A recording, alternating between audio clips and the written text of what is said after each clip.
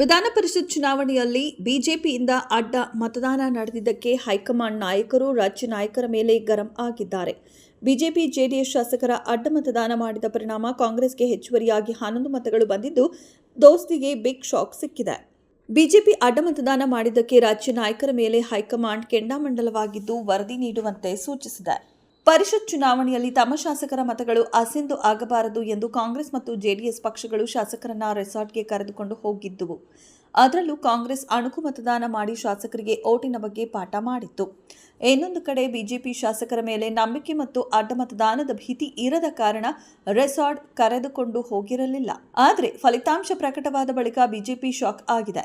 ನಿರ್ಲಕ್ಷ್ಯ, ಅನಾಸಕ್ತಿ ಎದ್ದು ಕಾಣಿಸಿದ ಒಗ್ಗಟ್ಟಿನ ಕೊರತೆಯಿಂದ ದೊಡ್ಡ ಪೆಟ್ಟೆ ತಿಂದಂತಿದೆ. ವಿಧಾನಸಭೆಯಲ್ಲಿ 62 ಶಾಸಕರ ಬೆಂಬಲ ಹೊಂದಿರುವ ಬಿಜೆಪಿಗೆ ತನ್ನ ಇಬ್ಬರು ಅಭ್ಯರ್ಥಿ ಗೆಲ್ಲಲು 56 ಮತಗಳ ಬೇಕಾಗಿತ್ತು. ಆದರೆ ಅಡ್ಡ ಮತದಾನದ ಭೀತಿಯಿಂದ ಕೊನೆಯ ಕ್ಷಣದಲ್ಲಿ ತನ್ನ ತಂತ್ರಗಾರಿಕೆ ಬದಲಾಯಿಸಿ ತಲಾ 30 ಮತ ಹಾಕಲು ನಿರ್ಧರಿಸಿತ್ತು. ಅದರಂತೆ ತಲಾ 30 ಶಾಸಕರ 2 ಗುಂಪು ಮಾಡಿ ಮತ ಚಲಾವಣೆಗೆ ಸೂಚಿಸಿತ್ತು. ರಘು ಕೌಟಿಲ್ಯ ಅವರಿಗೆ 29 ಮತಗಳು ಬಿದ್ದರೆ 1 ವೋಟ್ ಅಸಿಂಧು ಆಗಿದೆ. ಲಿಂಗರಾಜ ಪಾಟೀಲ್ಗೆ 27 ಶಾಸಕರು ಮಾತ್ರ ಮತ ಹಾಕಿದ್ದು 3 ಅಡ್ಡ ಮತದಾನ ಮಾಡಿದ್ದಾರೆ. ಚಂದ್ರಲಮಾಣಿ, ದುರ್ಯೋಧನ ಐಹೊಳೆ, ಕೃಷ್ಣ ನಾಯಕ್, ಬಸನಗೌಡ ಪಾಟೀಲ್ ಯತ್ನಾಳ್ ಅವರಿಗೆ ಜೆಡಿಎಸ್ ಅಭ್ಯರ್ಥಿಗೆ ಮತ ಹಾಕುವಂತೆ ಸೂಚಿಸಲಾಗಿತ್ತು.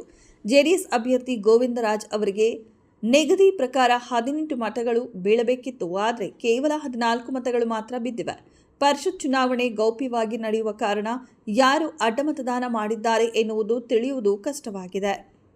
135 ಶಾಸಕರು ಇರುವ ಕಾಂಗ್ರೆಸ್ಗೆ 151 ಮತಗಳು ಬಿದ್ದರೆ 62 ಶಾಸಕರು ಇರುವ ಬಿಜೆಪಿಗೆ 56 ಮತ, 18 ಶಾಸಕರು ಇರುವ ಜೆಡಿಎಸ್ಗೆ 14 ಮತಗಳು ಬಿದ್ದಿದೆ.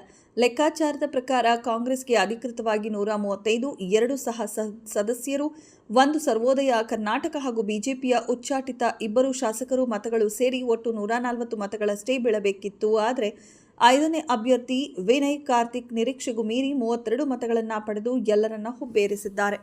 ಬಿಜೆಪಿಯ ಒಬ್ಬ ಶಾಸಕರ ಮತ ಅಸಿಂಧುವಾಗಿದೆ. ಈ ಲೆಕ್ಕಾಚಾರದ ಪ್ರಕಾರ ಕಾಂಗ್ರೆಸ್ಗೆ 10 ಹೆಚ್ಚುವರಿ ಮತ ಸಿಗುವಂತಾಗುತ್ತದೆ.